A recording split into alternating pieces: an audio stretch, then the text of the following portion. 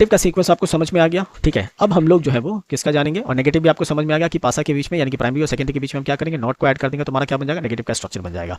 अब आ जाते हैं हम लोग इंटरोगेटिव के स्ट्रक्चर को बनाने के लिए। तो इंटरोगेटिव का स्ट्रक्चर अगर हमें बनाना है तो हम क्या करेंगे, ये जो मेरा प्राइमरी ऑक्सिलरी है इसको क्या करेंगे, सब्जेक्ट के ऊपर कर देंगे और सब्जेक्ट को क्या कर देंगे, नीचे कर देंगे। हमारा क्या होगा, इंटरोगेटिव का सीक्वेंस बन जाएगा। लेट्स सी हियर, ये देखिए ये हमारा क्या है, इंटरोगेटिव का सीक्वेंस हो गया। यानी इंटरोगेटिव के स्ट्रक्चर को बनाने के लिए हम सबसे पहले क्या यूज करेंगे, प्राइमरी ऑक्सिलरी वर्ब का यूज करेंगे। तो ये जो हमारा प्राइमरी ऑक्सिलरी वर्ब है इसको हम क्या करेंगे, यहाँ से उठा करके यहाँ कर देंगे, और ये जो हमारा सब्जेक्ट उसको क्या करेंगे, यहाँ कर देंगे, राइट। ये देखिए, तो अब इस सीक्वेंस के बेसिस पे क्या करेंगे, हम किसी भी इंटरोगेटिव का स्ट्रक्चर बना सकते हैं। तो लेट्स टेक एन एग्जांपल। अगर मान लीजिए मैं एक अफर्मेटिव का सीक्वेंस बना रहा हूँ प्रेजेंट परफेक्ट टेंस का, या प्रेजेंट परफेक्ट कंटीन्यूअस का बनाते हैं, तो सबसे पहले क्या आएगा, सब्जेक्ट आएगा, उसके बाद क्या आएगा, प्राइमरी ऑक्सिलरी आएगा। यानी कि प्राइमरी ऑक्सिलरी में क्या यूज करेंगे हम, प्रेजेंट परफेक्ट है तो हैव और हैज का यूज करेंगे, राइट। सेकेंडरी ऑक्सिलरी हमारा क्या हो जाएगा, बीन हो जाएगा, क्योंकि परफेक्ट कंटीन्यूअस है तो बीन भी यूज होगा, प्राइमरी और सेकेंडरी। अब प्रेजेंट परफेक्ट कंटीन्यूअस, नाम में कंटीन्यूअस है तो हम क्या यूज करेंगे, हमारा वर्ब फॉर्म कौन सा यूज करेंगे, वर्ब का फोर्थ फॉर्म यूज करेंगे। ये हमारा स्ट्रक्चर तैयार हो गया किसका, प्रेजेंट परफेक्ट कंटीन्यूअस टेंस का हो गया, प्रेजेंट परफेक्ट कंटीन्यूअस का ये हमारा स्ट्रक्चर बन गया, है ना। और इसे मुझे क्या करना है, इंटरोगेटिव बनाना है। इसी स्ट्रक्चर को क्या करूंगा, मेरे को क्या बनाना है, इंटरोगेटिव अगर बनाना है तो देखिए मेरे को क्या करना है, ये जो मेरा हैव और हैज है ना, हाँ ले आऊंगा, ठीक है ना। तो क्या हो जाएगा, सबसे पहले हैव और हैज आ जाएगा, प्राइमरी ऑक्सिलरी, उसके बाद सब्जेक्ट, फिर बीन, उसके बाद वी फोर, और लास्ट में ऑब्जेक्ट। ये मेरा स्ट्रक्चर हो गया, लास्ट में क्वेश्चन मार्क भी लगेगा। अब इसके हिसाब से अगर मैं कोई सेंटेंस बनाऊं, जैसे I have been teaching for 2 hours, ये मेरा अफर्मेटिव होगा, प्रेजेंट परफेक्ट कंटीन्यूअस। अब मुझे इसे इंटरोगेटिव बनाना है तो मैं क्या करूंगा, ये जो मेरा हैव है इसको क्या करूंगा, सब्जेक्ट के पहले कर दूंगा। तो क्या हो जाएगा, have I been teaching for 2 hours. ये मेरा क्या हो गया, इंटरोगेटिव का स्ट्रक्चर बन गया और सेंटेंस बन गया। It's that easy. तो अफर्मेटिव का आपको पता चल गया। नेगेटिव के लिए क्या करते हैं हम, अफर्मेटिव के लिए क्या करते हैं हम लोग, ये स्पा सैम्बो, आपको क्या याद रखना है, स्पा सैम्बो नहीं भूलना है आपको। हाँ ये आपको याद रखना ही है, स्पा सैम्बो, ये अफर्मेटिव है। नेगेटिव बनाने के लिए क्या करेंगे, पासा के बीच में क्या करेंगे, नॉट को ऐड कर देंगे, राइट। और मुझे इंट्रोगेटिव बनाना है तो मैं क्या करूंगा, ये जो पी ए है इसको सब्जेक्ट के ऊपर रख दूंगा, ये देखिए पी ए को सब्जेक्ट के ऊपर रख दिया, है ना।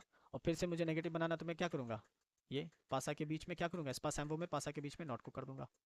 और मुझे अफर्मेटिव बनाना है तो क्या करूंगा, नॉट को मिटा दूंगा, राइट। इंट्रोगेटिव बनाना है तो क्या करूंगा, पी ए को सब्जेक्ट के ऊपर कर दूंगा, ये लीजिए हो गया। और फिर नेगेटिव बनाना है तो क्या, स्पा सैम्बो में पासा के बीच में नॉट को कर दिया। अफर्मेटिव बनाना है तो क्या करूंगा, नॉट को हटा दूंगा। It's that easy. थोड़ा सा प्रैक्टिस अगर आप इसको घर पे कर लेंगे, आप ट्रांसफॉर्मेशन ऑफ सेंटेंस आराम से सीख जाएंगे, negative to interrogative, interrogative to negative, है ना, affirmative to interrogative, affirmative to interrogative negative, ये आराम से सीख जाएंगे। So this is the sequence which you need to follow. Next जो हमारा है वो क्या है, इंट्रोगेटिव नेगेटिव। तो इंट्रोगेटिव नेगेटिव बनाने के लिए अब आपको स्पा सैम्बो तो पता चल गया, अफर्मेटिव के लिए होता है, राइट। और स्पा नॉट सैम्बो किसके लिए होता है, नेगेटिव के लिए होता है। तो स्पा सैम्बो हो गया अफर्मेटिव, नेगेटिव के लिए स्पा नॉट सैम्बो।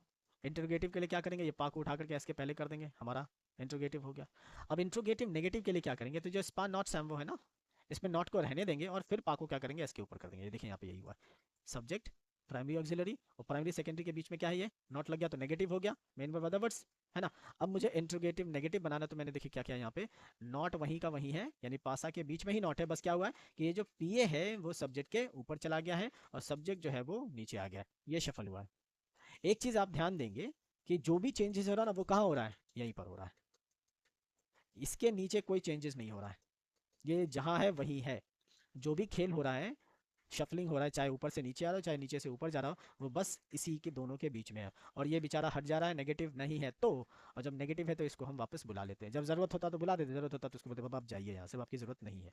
तो नेगेटिव अगर है तो नॉट यूज करेंगे, नेगेटिव नहीं है तो नॉट का यूज नहीं करेंगे। बाकी क्या करेंगे हम, बस इंटरोगेटिव है सब्जेक्ट को नीचे लेते आइए और पीए को यानी प्राइमरी ऑक्सिलरी को ऊपर भेज दीजिए, है ना। वापस से अफर्मेटिव का बन रहा है तो क्या करेंगे, पीए को वापस नीचे ले आइए और सब्जेक्ट को वापस ऊपर कर दिए। बस इन दोनों को आप क्या कीजिए, ऊपर नीचे करते रहिए और हमारा का पूरा सीक्वेंस जो है बनता रहेगा। नॉट की जब जरूरत है, नेगेटिव है तो नॉट ले आएंगे, नेगेटिव की जरूरत नहीं है तो नॉट को हटा देंगे। It's that easy. तो इंट्रोगेटिव नेगेटिव समझ में आ गया।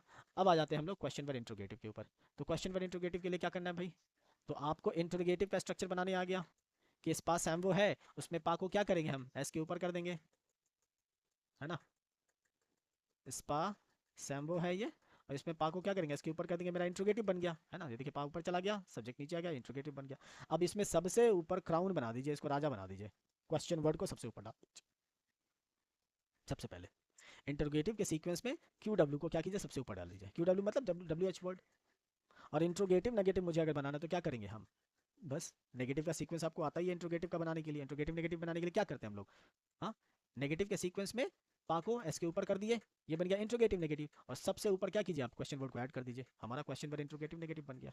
तो इस तरीके से हम क्या कर सकते हैं, जितने भी हमारे स्ट्रक्चर हैं उसको हम लोग बना सकते हैं।